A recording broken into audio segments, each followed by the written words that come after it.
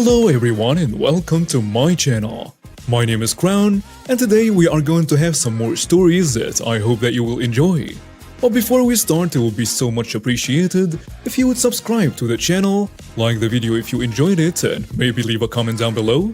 These simple clicks would mean a lot to the future of this channel and really reward the effort that I put in every day. And now, without further ado, let's go! First story. Poor Jippy, the kindest kid I've ever met. I don't know what Jippy's real name was, but that was his nickname. I'd known the kid since kindergarten and never was there a sweeter person. He was a kitten, just a cool guy. He'd give you his lunch if you didn't have any. He'd hug you if you'd had a rough day, even if you were a guy. Jippy was a bona fide genius, top of all of his classes, but kinda slow socially. He liked people, but the kindness made people treat him worse and worse the older he got. We were in various schools together up through high school, which is where I lost track of him. I was a bad student, smart but did not care about the work. We'd gone into one of the most crime-ridden bad school systems North Carolina had to offer, and I've been suspended a half-dozen times for various things. Nothing violent or destructive, mostly just insubordination or skipping classes. I did not care about school. I was past that. Life sucked too hard to care. JB sadly was the target of every bully in that school. It got really bad sophomore year, when we were in algebra. This algebra class was taught by a teacher who might once have had a soul, but had been sucked out by years of high school. She cared less than I did. This little jerk, we will call him Hunter, who was maybe 140 pounds, took to abusing Jippy. Hunter was Latino, which was more of a subculture in our school, less of a racial divide, and a loudmouth little thug. Mean jerk, just cruel. He'd poke Jippy, toss things at him, kick him after class, call him names constantly, steal his books and food. Stuff like that. Jippy took it all and he tried to go to the teachers, but the teachers did not care. Like I said, bad school. It came to a head when Hunter tripped Jippy and made him split his head on a desk. Hunter got a week suspension, claiming it was an accident, and Jippy got 6 stitches and transferred to another class. When he got back, his favorite target was gone. Hunter decided I was going to be the new one. I by then had little to lose. I was failing every class except theater and English. I was considered a troublemaker by every school admin. I was on a first-name basis with the school resource officer. First day he's back, Hunter looks around, spots me reading quietly in the corner, and tosses spitballs at me. Childish nonsense, but I'd seen just how much good going to the teachers did Jippy. I immediately got up from my desk, circled the outside of the room, and squared up on Hunter. He got up, but I outweighed him by a good 40 pounds. I knew how it was going to play out though. I went for his head, getting him in a half Nelson. I held it for about 5 seconds, then stepped back. He threw a few bad haymakers, tapping me on the chin and cheeks. It was like being punched by a fly in trainers. The teacher was shouting, but I let him dick me 5 or 6 times, then shoved him away. He fell over several desks and I retreated to the door, stepping outside. 10 minutes later, the school resource cop shows up and I tell him Hunter attacked me. I say I was just going to sharpen my pencil and he stepped up and pushed me. Nobody, and I mean nobody, asked the other students what happened, and the teacher hadn't seen the start of it. Hunter of course denied it, but in doing so he pushed the school resource cop, who was telling him to sit back down. Now Hunter is in handcuffs. They search him, and he had 3 joints, a pocket knife, and a pack of cigarettes. Hunter was expelled immediately and charged with assault on a police officer, possession on a school property, and carrying a concealed weapon. Class 1 misdemeanor in California. Since it was his 3rd hit for drugs, that went up to a felony.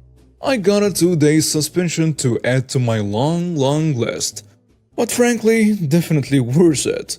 JB, wherever you are, I wish you all the best. You deserve better, buddy. Update. Alright, I said I'd hunt around and try to find JB.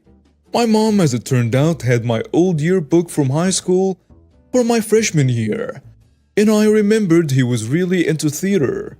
I found his name and picture in the credits for the school play that year. A bit of Google searching later and I found out he got married. The announcement was still on the web and moved to California. He owns a little computer repair place and has a kid. He designs those robotic battle bot things. The coolest stuff I've ever seen. I don't know if I have the guts to call him. No way he'd remember me. I am just glad he's alright. Next story. Attack and harass me and my friends? Good luck spending 20 years in jail. Here's a quick background of me and my friends. We were doing parkour for 3 years or so at the time, and I was 16 and my friends were 15. Very important later on. At the time, we really enjoyed rooftoping. That is, when you explore rooftops without causing any trouble nor vandalism. And also enjoyed urbex, which is the same thing but for abandoned buildings. One day after a few hours of parkour training, we went out to explore the city where we haven't been often. So we saw 3 huge buildings 5 to 6 stories tall that formed a letter U.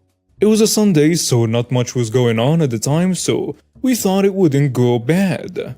Part 1. The beginning. So we saw a balcony at the same level as a big building, but the roof was like 2 meters high, and we had to climb that to get to the top. We did it. We recorded it and took photos. That were amazing, by the way. We didn't hear anything at the time, so no biggie. We jumped down to the big balcony. The balcony was open in public, with a parkour roll, and that went great.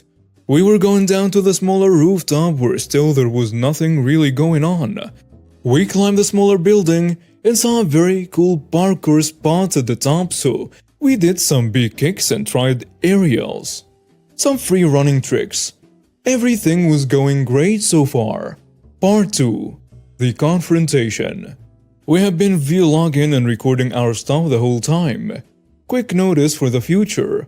When we were doing that and I was doing a cartwheel, there is this crazy jerk that we will call S from now on. S stands for stoner because he seemed stoned. He started yelling at us from his balcony that we did not go to at all, that we were breaking into his house and breaking cameras. Now my friends and I did not think much of it, and here is somewhat what we were conversing about. "What the hell were you doing up there?" Yelling on top of his lungs. Nothing. I was standing speechless since that never happened to me since we live in mostly peaceful country. "So you were trying to break into my house?" "No, we did not. We were only..." He cuts him off. "Don't tell me your nonsense. I know exactly what you've been doing there." S accusing us of more nonsense. We were still climbing down though, so I didn't really care since I was focused on not falling. My other friend tells him, "We have everything on camera." "I don't care. You were trying to break in. I saw you before." Later we found out that there were some guys not much older than us that were doing the same thing but were vandalizing the place. As we went down, we found a place to eat and forgot about that guy. Part 3. The close-up. When we were walking past the entrance, S stormed out to the door yelling at us. My friend hid quickly between walls, hoping that he wouldn't see my friend. That was a big mistake. S yanked my friend out, took his hair and smashed his head face up against the wall. Then he shaken him, did that again, and twisted his arm so he couldn't escape. At that moment I had enormous rage in me, but I didn't know what to do because he had his second arm in his pocket, so I was scared if he had a knife or even a gun. My other friend was filming the entire time. Me and my other friend were circling S, and my third friend, the one that got caught, did not know what to do apart from trying to get out.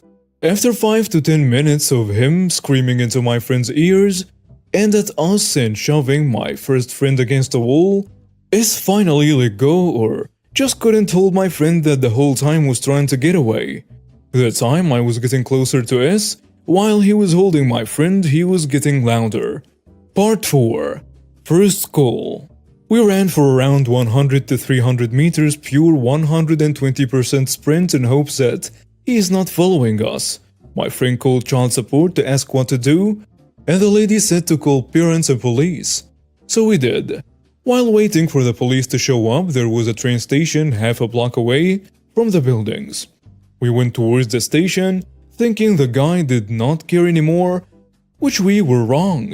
He was hiding and waiting for us to walk by and jumped at my friend, but my friend got away, so that was very good.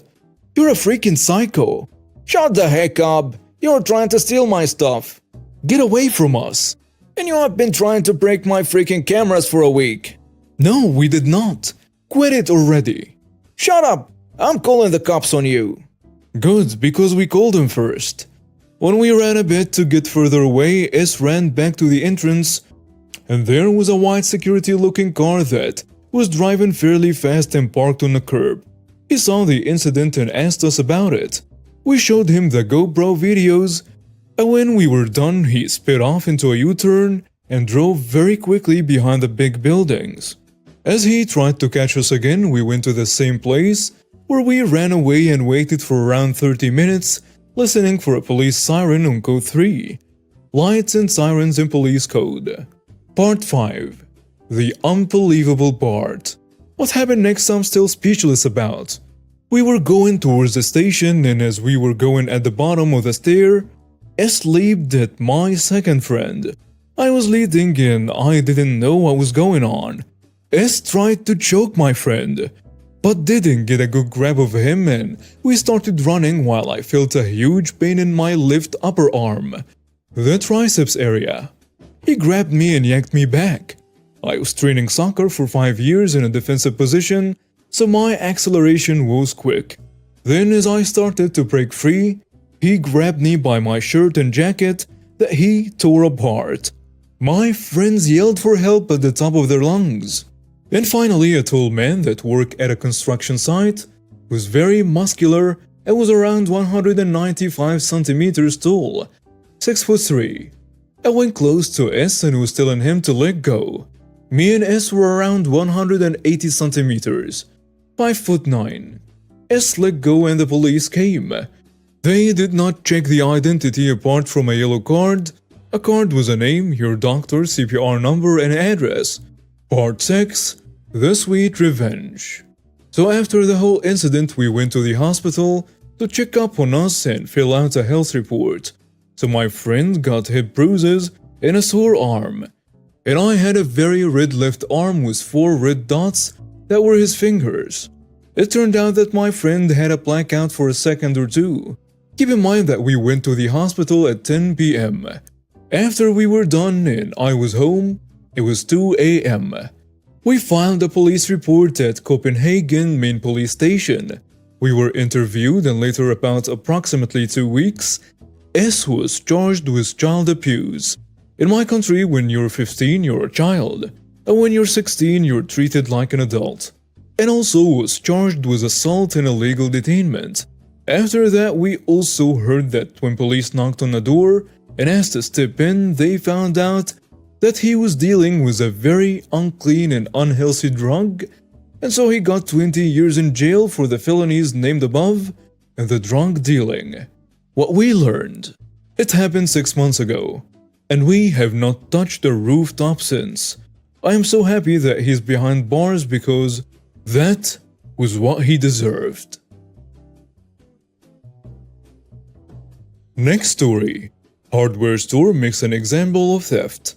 This was many years ago. I was reminded of it last night and thought a chair. In high school, I worked for a big-name hardware/home improvement store. This store had just opened up in our little town, and it was set to knock the local hardware stores out of business. You had to drive at least 40 minutes to the next closest chain store of its kind. We were busy all the time. The local stores, lumber supply, mom-and-pop hardware, tractor supply, equipment rental, and others were all losing business to us. I think the fact that we were performing in excess of our expectations played an impact on what happened next. My boss, we will call her Carrie, was the one I brought all issues to concerning theft. I almost entirely facilitated training, safety and moving stuff around the store. But I technically worked for loss prevention. I did not know at the time, but learned afterwards that Carrie was trying to pinpoint lost money from the registers, and she reviewed the camera footage until she figured out who took it. We will call him Zach. Zach was in my graduating class, so that's likely why I didn't find out about it until it was all over. They were sure that he had stolen about $80 from the registers and had the video footage to prove it. But that money was already gone. Carrie wanted to do more than just fire him. She wanted to catch him in the act in front of other staff, then fire him. She had his schedule changed so that he would work a closing shift in the coming days. Closing shifts typically means the store manager and most of the management staff is gone. She figured if he was going to do anything, he would do it on this day. If not, she was just going to fire him anyway. She stayed well beyond her normal schedule and quietly kept tabs on him. She locked out, and while he was taking boxes out of the dumpster, he ended up taking a box out to his car. Caught in the act, she walked him back into the store to her office and processed them. They did the normal stuff, documented the event, the item that was trying to be shoplifted, and had him sign the paperwork and fired him. What usually happens in these events is we ban the person from shopping at the store.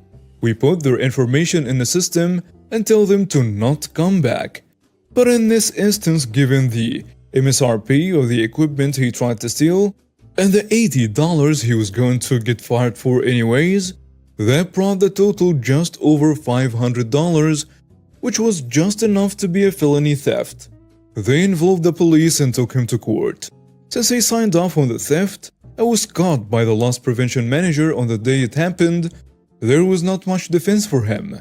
The judge gave him some community service, and the really juicy part of the event was the addition of a felony to his criminal record. Before school was over, Zach had lost all of his basketball scholarships. I don't know what compelled him to steal that power tool, but I doubt the rush of getting away with it was worth it. He couldn't pay for college on his own, so he never went. He cuts hair and smokes pot now. And now we have reached the end of today's stories. Thank you for watching and see you next time.